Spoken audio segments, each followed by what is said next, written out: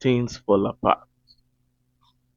Things Fall Apart is a captivating novel that takes us on a journey of Okonkwo, a strong and respected warrior of Umofia. The story tells us of Okonkwo's determined nature, shaped by his desire to distance himself from the perceived weakness of his father, Unoka. Okonkwo's father, while a very talented musician, was a very lazy man and a chronic debtor. His lifestyle led to mockery of himself and his family. This of course made Okonkwo grow to resent. Okonkwo's rise to prominence began with his wrestle and eventual defeat of Amalinze the Cat, a great wrestler who for 7 years was unbeaten in all of the surrounding villages. After his fabled match, he went on to become a farmer and warrior. In the book, he is said to have returned with at least 5 human heads from his battle and uses his first human head as a drinking cup on special occasions. Chinua Achebe also mentions he is an emissary of the village, being sent to give an ultimatum of war when the men of Mbiano killed a daughter of Umofia. He is also recorded to being a member of Egungun, the 9 masquerades representing the spirit of the 9 villages in Umofia and judges in critical matters. Okonkwo, however, was a man whose life was governed by fear of being a failure and weakness like his father was. This translated in him leading his life with an iron fist. It is shown in him beating his wife in the week of peace, a week where no form of violence was allowed in Umofia.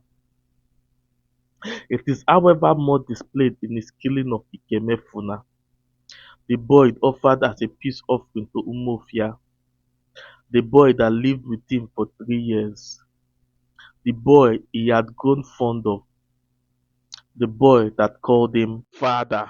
This act, however, can be said to be the focal point of Okonkwo's downfall.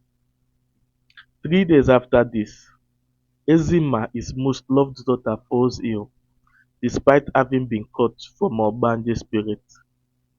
Not too long after, while attending the burial of Eziodu, the oldest man in his village, Okonkwo's gun accidentally explodes, killing the dead man's youngest son at his funeral. Okonkwo and his family flees his home to his mother's village that same night. But while the killing was accidental and would not cost him his life, the punishment was banishment for 7 years and complete destruction of one's belongings to appease the god. During Okonkwo's exile, Christian missionaries arrive and begin to spread Christianity in all the villages in the region. Losing his first son Nwonye to this new religion, he becomes enraged by it.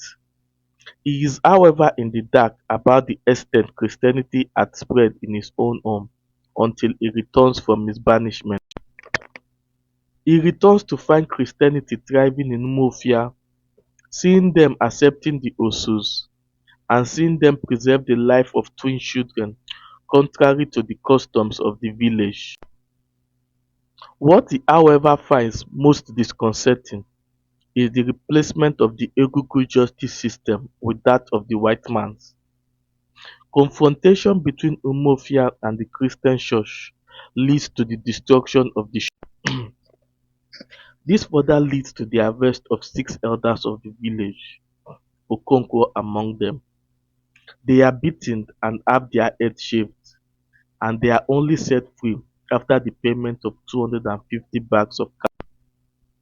His last day comes the following day when he kills a messenger of the white commissioner for coming to stop the meeting being held to discuss the next course of action after their disgrace. Turning to see that his people would not support him in his call for war after the murder, Okonkwo goes home and hangs himself.